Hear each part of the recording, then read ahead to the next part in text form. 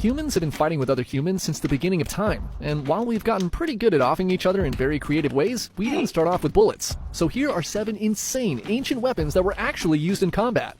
Mayan hornet bomb. Okay, so we're gonna start with the primitive weapons first, and then work our way towards more advanced stuff. And this first one is right from Mother Nature herself.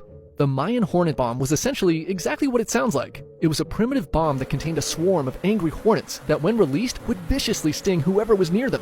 Hornets are actually known to kill up to 50 people a year in present-day Japan, so they definitely can be dangerous, and the Mayans figured out how to weaponize these ornery insects to inflict maximum pain on their enemies.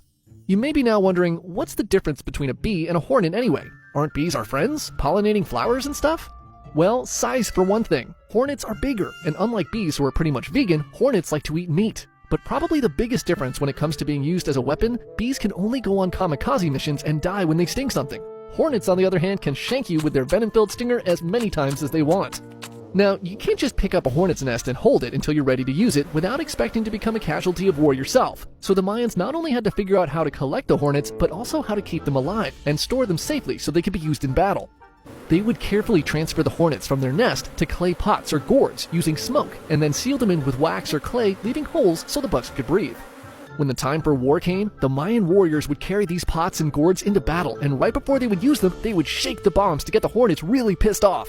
Then they would lob the hornet bomb at their enemy. The bomb would break open, and instantly a swarm of angry hornets would fly out and start stinging whoever was near them. The Mayans also used these hornet bombs in booby traps. When defending a position, they would create dummy soldiers with the hornet bomb placed as the decoy's head. They would then dress the dummy with warrior headgear and position them in key locations. When their enemy would charge in and try to club one of these dummies on the head, the gourd would split open and the attacker would be greeted with a face full of angry hornets stinging their eyeballs. Poop.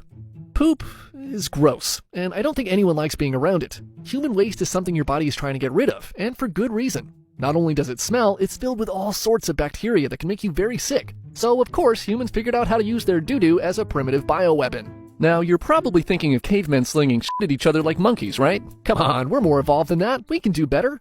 Let's first take a look at the ancient Scythians. They coated their arrows with a poison made of human poop, blood, and viper excrement. When these arrows hit someone, the wound would easily become infected and gangrenous, causing a slow, painful death. In medieval Europe, poop was a strategic resource. Military geniuses like Conrad Kaiser recommended it for both offense and defense, storing the brown stuff in barrels for future use. And when the bubonic plague rolled around, flinging the feces of the afflicted over castle walls was all the rage. And let's not forget ancient China, where they would load up catapults and trebuchets to launch dirty bombs made of poop, hemp string, and gunpowder over castle walls during sieges. Sure, that made a mess. Anyways, poop was also used as a weapon as recently as the Vietnam War. The Viet Cong would coat sharp punji sticks with human feces and place them at the bottom of booby traps, hoping an American GI would fall into them. The GIs would slip and fall into these traps and were pierced by these punji sticks and would suffer horrible infections. Which kinda leads into the next weapon, Guai Jian. Now, this one technically could have been included in the last section, but I think it deserves its own. Guai Jian, or the ghost arrow, was an ancient Chinese weapon and booby trap that was kinda like stepping on Legos that could kill you. While at first glance, they kinda look like toys or pieces from a kid's game, don't let appearances fool you. Guai Jian was an extremely dangerous weapon not just for the victims, but also for the user. These iron caltrops were sharp and were slow cooked in human feces and poison to coat them entirely with dangerous bacteria. After coating, they would be held in specially made bamboo containers to protect the handler. To use them, the soldier would sprinkle the poisonous caltrops on the ground for a foot soldier or horse to step on. They were mainly used to protect flanks or to retreat from battle. Reportedly, they were also used in naval warfare and shot from a distance onto enemy ships. Imagine standing on deck and taking one of those to the neck! Holy shit, I actually hit him! Chinese wolf brush. Speaking of Chinese naval warfare, it's the 16th century and China is having a serious pirate problem. These aren't your average swashbucklers. These are Wokwo, a fearsome blend of cultures, including Korean, but mostly Japanese marauders. They were pillaging and plundering along the Chinese coast using large two-handed swords that could easily chop through wood or bamboo. Bad news for any defender holding a standard-issue spear. So, how do you counter such a threat? You've got a few options. Option A, a super long spear to poke from a distance. Option B, a shield that could withstand the sword strikes. Or Option C, a bamboo branch. What? This was the choice of Qi Jiguan, one of China's greatest military strategists. The wolf brush wasn't just any branch. This was a 13 to 16 feet long shaft made of ultra-hard tortoiseshell bamboo that weighed around 9 pounds. This bamboo was toughened up even more with tung oil and then fire hardened. At the end of the wolf's brush was a spear tip and branches that were intentionally left on the bamboo stalk. each branch's tip was dipped in a lethal poison. The wolf brush was used mainly in a defensive position known as the Mandarin duck formation. Supported by soldiers armed with spears, swords, and shields, the brush holder would thrust the bamboo spear at enemy attackers, trying to prick them with one of the poisonous branches. Say ni hao to my little friend! While it was large and kind of unwieldy, the wolf brush turned out to be extremely effective, as once the people getting hit by the poison branches started passing out, the enemies would try to stay away from it. Some designs were even said to be able to fend off arrows, so it was also good for defense. The wolf brush also required virtually no training, as it was basically just a long stick. You basically just waggled the big bamboo stalk at people's faces and hoped for the best, and it usually worked out. Eventually, the bamboo branches were upgraded to iron branches, which made them even more effective at slicing and poisoning the enemy. Urumi Whip Sword. This one seems like something a kid would come up with when designing their own superhero, but it's real, and it was deadly. Invented in the 11th century in southern India in a region called Kerala, the Urumi whip sword is basically exactly what it sounds like, a cross between a sword and a whip. The Urumi featured a standard sword handle that was connected to one of more flexible metal blades that measured 3 to 5 feet long. Some models had up to 32 blades.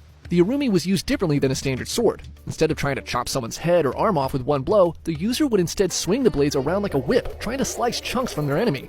The flexible blades made it difficult to defend against. If you held up a shield against an Urumi user, chances are the blade would just wrap around it and cut you in the arm. Skilled Urumi users could whip around the blade so quickly they turned into a spinning ball of death. Now, this seems great, until you realize that flexible blades can also flex in your direction. It was just as easy to cut off your toes or chunks of your legs when using it. This is why the Urumi was the last weapon taught to young warriors. Mastering the Urumi was challenging, but if you were able to do so, you would be virtually untouchable on the battlefield. Plus, you look freaking cool when you use it. Tianbing Jian. Okay, this one might be my favorite one on this list. The Tianbing Jian, or Heavenly Soldier Arrow, was a weapon used in ancient China that was essentially a kite loaded with rockets and bombs.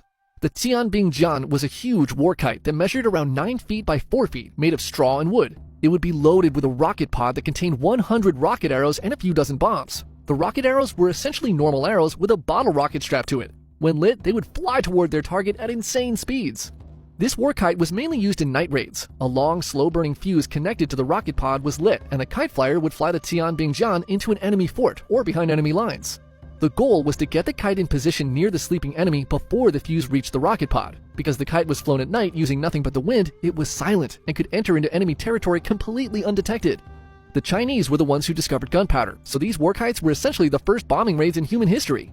There was also another version of this war kite called the Tian Lei Pao, which instead of a rocket box, used a death row convict strapped to the kite armed with rockets and bombs. The convict's job was to fly into enemy territory on the kite and manually launch the rockets and bombs in a kamikaze mission. At least these inmates got to go out with a bang. The Claw of Archimedes. It's the tail end of the 3rd century BCE, and the Second Punic War between Rome and Carthage is causing chaos and collateral damage throughout the Mediterranean. Caught in the middle of this war was one of history's greatest minds in mathematics and engineering, Archimedes, who was living in Syracuse, a city on the island of Sicily. Sicily was a highly valued strategic position for both the Romans and Carthaginians, which made it a prime target for both armies. So in 214 BCE, the Romans arrive at Syracuse and begin a siege. The people of the city turn to Archimedes to come up with a plan, a weapon, anything that could help stop the Romans from invading their city. So, like an old-timey Oppenheimer, Archimedes put his big brain to work and came up with one of the nerdiest weapons of ancient history, the Claw of Archimedes. The Archimedes claw was essentially a giant crane that was mounted onto the city walls. Attached to the crane was a giant hook or claw that was large enough to snag onto Roman ships. When the Romans sailed too close to the wall, the crane's claw would be dropped onto the ship, hoping to hook something on board. Once the claw was secured, the crane would lift the ship into the air, tossing its crew into the water. The ship would then be released, and with luck, it would capsize or be destroyed from the impact and sink to the ocean floor. Archimedes also reportedly created a solar death ray out of mirrors, which focused the sun's energy onto the wooden Roman boats and set them on fire. The Romans became frustrated by the effectiveness of Archimedes' inventions, and orders were sent from top commanders to find and capture him alive once they were in the city. A brilliant mind like Archimedes designing weapons for the Romans was a dream for these generals. Unfortunately for everyone, the Roman soldiers didn't really know what Archimedes looked like. When they finally entered the city, one of the soldiers found an old man studying in his room. The old man rudely told the soldier to get out of his house, and the soldier, annoyed by the disrespect, responded by killing him on the spot. Oops, turns out that old man was Archimedes, and the Roman general in command of the siege was not very happy that happened.